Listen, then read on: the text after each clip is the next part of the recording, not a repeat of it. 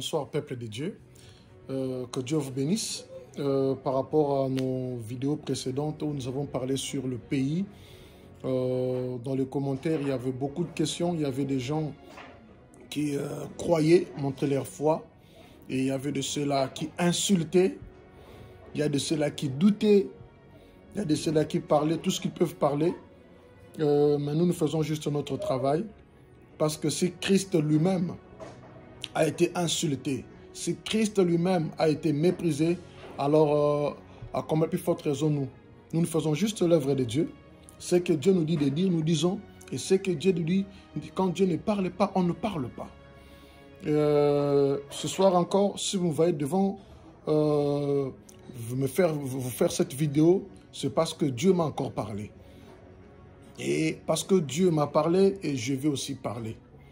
Vous savez, dans la Bible, il y a eu beaucoup de défis qui ont circulé. À l'instar de Élie le prophète, le jour-là, lorsque il y avait la confusion et on voulait voir qui est le vrai Dieu, ils sont allés au mont Carmel. Il faut savoir que là où il y a l'ivraie, il y a aussi les blés.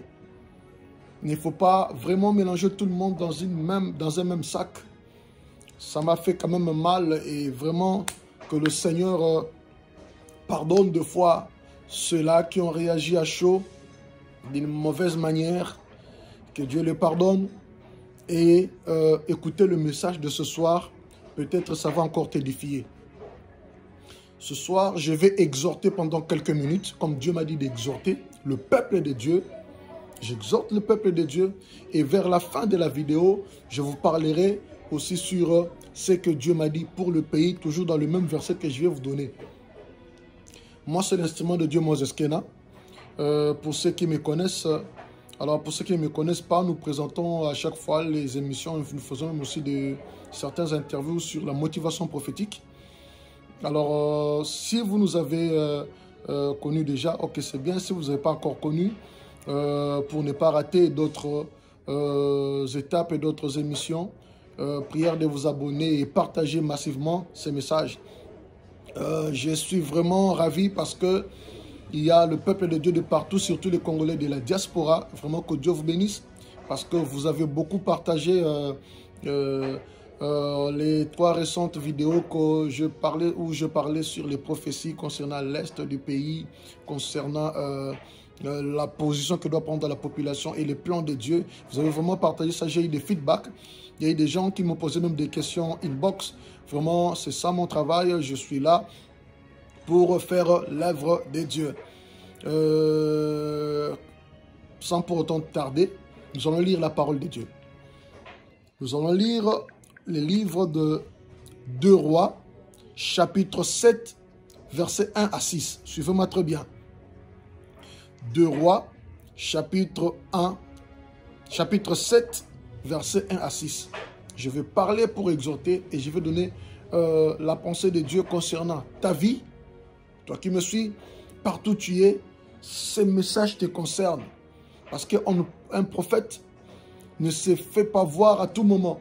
Quand un prophète apparaît, c'est qu'il apparaît avec un message. Je parle d'un prophète authentique, je parle d'un prophète qui est envoyé par Dieu. Je prie que cette parole te localise là où tu es, que cette parole t'atteigne là où tu es et que l'esprit qui est derrière cette parole et que cet esprit t'affecte au nom de Jésus-Christ de Nazareth. Est-ce que là où tu es, tu peux me dire Amen? Voilà. On lit là la parole de Dieu.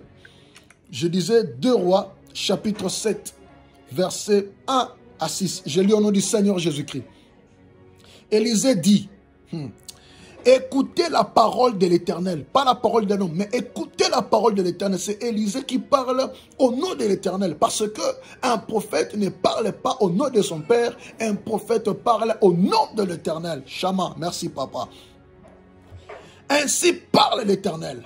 Demain à 7 heures, on aura une mesure de fleur de farine pour un cycle et 2 mesures d'orge pour un cycle à la porte de Samarie. Ah, my God. L'officier sur la main duquel s'appuyait le roi répondit à l'homme de Dieu.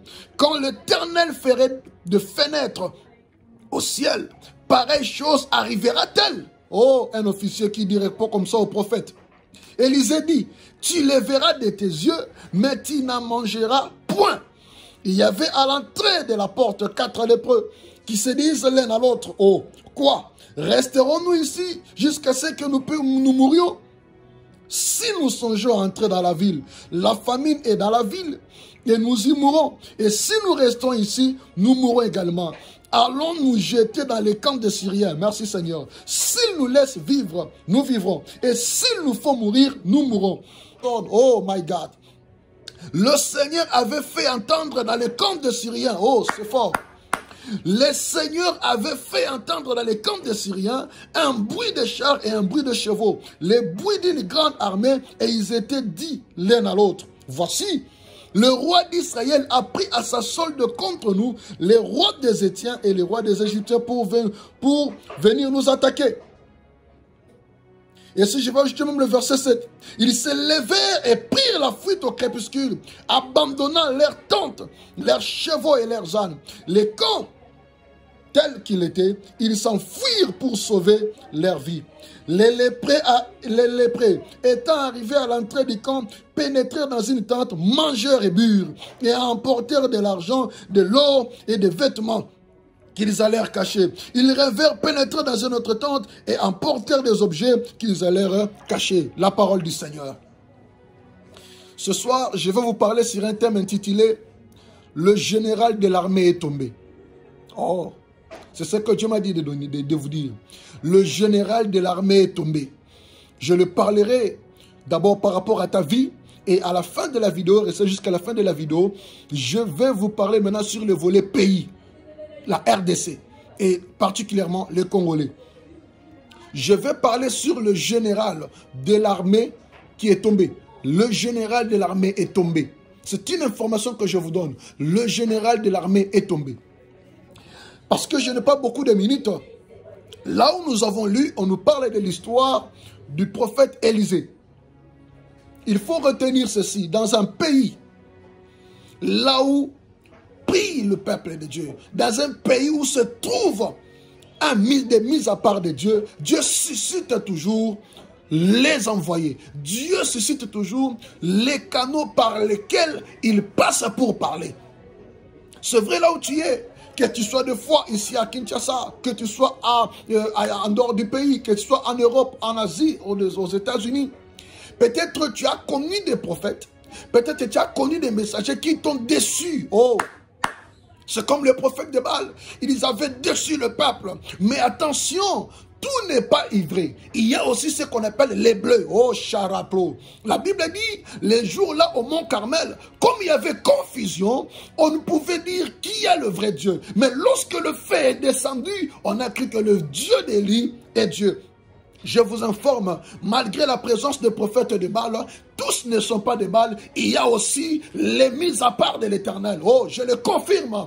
Même si tu vas m'insulter, même si tu vas dire de n'importe quoi, même si tu m'appelleras magicien charlatan, oh, je vous dis, peuple de Dieu, Dieu suscite toujours le canot par lequel il parle. Et en ce temps ici, il y a aussi des prophètes authentiques par lesquels Dieu parle. Je prévois quelqu'un qui pouvait écrire dans les commentaires, dire: pourquoi tout ce qui arrive dans ce pays, vous les prophètes, vous étiez où pour parler? Vous étiez où pour voir? Frère, je peux te répondre directement. Quand Dieu ne me révèle rien, je ne dis rien. La Bible dit, l'apôtre Paul dit, nous prophétisons en partie. Écoutez, nous disons que ce que Dieu a montré. S'il arrive que Dieu ne montre rien, je ne passerai pas à la télé pour vous le dire. Je ne peux pas inventer la prophétie. Mais lorsque j'apparais, sachez que je suis passé pour un message. Il arrive aussi que les prophètes n'aient pas le message, parce que Dieu est souverain. Il cache ce qu'il veut cacher, il révèle ce qu'il veut révéler. Alors quand il révèle, je passe à la télé pour le révéler. S'il y a un événement qui arrive dans ta vie, s'il y a un événement qui arrive même dans le pays, même s'il y a un événement qui arrive et auquel on n'a pas parlé, il ne faut pas me faire parler de manière charnelle. Si je ne passe pas pour parler de cette situation, c'est que Dieu ne m'a pas révélé. Il peut arriver qu'un prophète n'ait pas le message. La Bible dit, le prophète Élisée, lorsqu'il a donné l'enfant à cette femme de distinction, lorsque l'enfant est mort, pendant que la femme suivait le prophète Élisée, Élisée s'est dit de lui-même, ah, Pourquoi cette femme s'approche en pleurant? Mais Dieu ne m'a rien dit. Cela veut dire, elle sait bien que Dieu parlait par son canal, mais pour ce dossier-là, Dieu ne lui avait rien dit. Ça peut arriver qu'un prophète, Dieu ne lui parle pas d'une situation qui arrive, parce que Dieu est Dieu. Il cache certaines choses pour sa gloire. Mais lorsque le Seigneur nous révèle, on passe toujours à la télé pour parler avec conviction, parce que cela va s'accomplir. On nous parle du général de l'armée qui est tombé. C'est ça notre thème. Là où nous venons de lire, on nous parle de l'histoire de Samarie. Il y avait la famine à Samarie. La famine peut terminer, que le peuple peut terminer, que les organismes internationaux peuvent terminer. Mais il y a des situations qui nécessitent que Dieu lui seul. Oh, Sharaprosanama. Pourquoi Dieu fait cela? Il y a des situations où il intervient pour montrer qu'il est Dieu. Il y a de cela lorsque nous prophétisons, il ne croit pas. Enlève d'abord ta confiance sur tes études. Enlève d'abord ta confiance sur les hommes de ce monde, mets d'abord la confiance au Dieu qui te parle. Et la Bible dit, là où se limitent vos pensées, c'est là où commence sa pensée. Oh, je suis sous l'onction et je déclare que tout celui qui me suit, qui est devant une grande famine, qui est devant un grand complot, qui est devant une situation difficile, que le Seigneur intervienne au nom de Jésus. Là où se sont limitées les pensées des hommes, là où se sont limitées les pensées des humains, les pensées des autorités des pays de la RDC, je dis que le Seigneur commence sa pensée et que le projet de Dieu se concrétise au nom de Jésus-Christ. Vous savez, lorsqu'il y avait la famine, la femme est allée accuser chez le roi. Écoutez-moi bien. Il dit, le roi, on s'était entendu qu'on mange mon enfant et puis demain, aujourd'hui, on va manger l'enfant de cette femme. Le roi dit, je ne saurais terminer ce dossier. Même le président de la République, il peut arriver qu'il soit au bout, c'est un homme. Mais moi, je pose juste la question. Pourquoi vous ne cherchez pas là où se trouve la solution? Beaucoup de gens sont là, ils sont devant des problèmes, mais ils ne cherchent pas là où se trouve la solution. Ils prennent tout le monde et le mettent dans un même sac. Non, ne mettez pas tout le monde dans le même sac. Ne mettez pas tout le monde dans le même sac, frère. Le roi a dit, ce n'est pas moi qui ai la solution, c'est le prophète Élisée. Écoutez, le roi, le président de la République gère le pays. Mais attention, en dehors d'eux, il y a des mandatés que Dieu met ou qui détiennent une spiritualité, qui détiennent le parler de Dieu, qui sont des bouches autorisées. Il faut, si vous avez la révélation, les chercher. Même pour notre pays, la RDC, il y a les canaux, les mandatés. Il y a des canaux par lesquels Dieu parle. Approchez-les, frères. Demandez ce que Dieu dit. Ça ne vous coûtera rien parce que chacun a son rôle. Tout le monde ne doit pas devenir président de la République. Il y a de cela, Dieu les a fait. Il dit non, vous pas la politique. Vous êtes les ministres envoyés par Dieu. Vous avez l'ainsi dit l'Éternel. Il arrive qu'un prophète ait l'ainsi dit l'Éternel. Parce que le prophète Élisée avait l'ainsi dit l'Éternel, mais il n'est pas allé voir le roi. Mais c'est le roi plutôt qui a envoyé les gens pour consulter les prophètes. Ce sont des dimensions. Il y a des dimensions où on consulte aussi le prophète. La Bible dit, l'officier sur lequel le roi s'appuyait. En ce temps, ici, on peut le prendre comme un général. Le général, le major, un grand combattant sur qui le roi s'appuyait. Il dit, ah, c'est toi que je vais envoyer. Il envoie chez le prophète Élisée. Il dit, le prophète, nous sommes venus. La situation est compliquée. Qu'est-ce que ton Dieu dit? Voilà. Ce sont ces dimensions. Les autorités qui peuvent consulter les mandatés de Dieu. Les gens où vous êtes convaincus qu'ils sont des mandatés de Dieu. Leur demander. Même ta vie, pour toi qui me suis, tu dis non, j'appelle d'abord un homme de Dieu. Je suis convaincu que c'est un mandaté de Dieu. Bien que je ne connais pas son histoire, mais en parlant, je sens qu'il a quelque chose de Dieu. Je peux demander une orientation. Ce n'est pas un péché. Tu ne perds rien. L'Élysée sort. Il dit, parce que vous êtes venus, vous avez considéré mon Dieu, demain, à cette même heure, vous aurez la délivrance. Tout ce qui était cher deviendra moins cher. Tout le monde a crié, sauf ce général-là. Il a dit au prophète, même si le Seigneur ouvrait les portes des cieux, cette histoire n'arrivera pas. Le prophète lui répond, toi tu le verras, mais tu ne le mangeras pas. Écoutez, peuple Dieu, qu'est-ce que je veux dire par là? Lorsqu'un message prophétique sort, il ne faut pas douter. Même si selon l'humain, tu te dis que c'est impossible, il ne faut même pas parler. Parce que ça peut t'attirer la bénédiction. Tu vois la bénédiction, tu vois la consolation, mais tu n'en bénéficies pas. Et cette histoire s'est confirmée. Bien-aimé, dans ce temps ici, malgré le temps que traverse notre pays, la RDC, malgré le temps que tu traverses partout où tu es, je te dis, ne sois pas le général de l'armée, mais sois plutôt le lépré. En ce temps de la fin, pendant ce temps ici difficile, le Seigneur a beaucoup plus besoin des lépreux que le général de l'armée. Parce que le général de l'armée compte sur leur force. Mais Dieu, non. Il faut se confier à Dieu. Les 4 lépreux, parce que la parole de l'homme de Dieu cherchait les canaux par lesquels la délivrance doit venir. Et la parole est tombée sur les lépreux. Les lépreux se sont dit non. Et ça s'est fait entendre comme des tonnerres dans les camps de l'ennemi. Peuple de Dieu, malgré les situations que traversent le pays, malgré les situations que toi tu traverses, je te dis ceci. Soyez lépreux. Soyez lépreux à cause de cette parole. Je te dis que la consolation est devant. Tu ne mourras pas. Tu ne mourras pas. La consolation est devant ici. Tu ne mourras pas. Toi seulement, lève-toi et marche. Lève-toi et marche. Dieu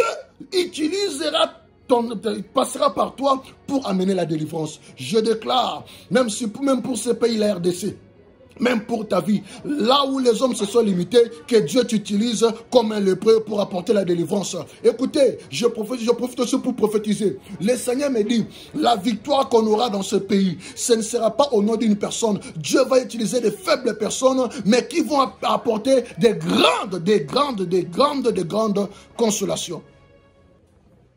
Ce soir, avant que je puisse prier, j'aimerais dire à quelqu'un, bien que tu es président de la République, bien que tu es premier ministre, tu es ministre, gouverneur, une autorité quelque part, oui, nous reconnaissons cette autorité et nous vous respectons.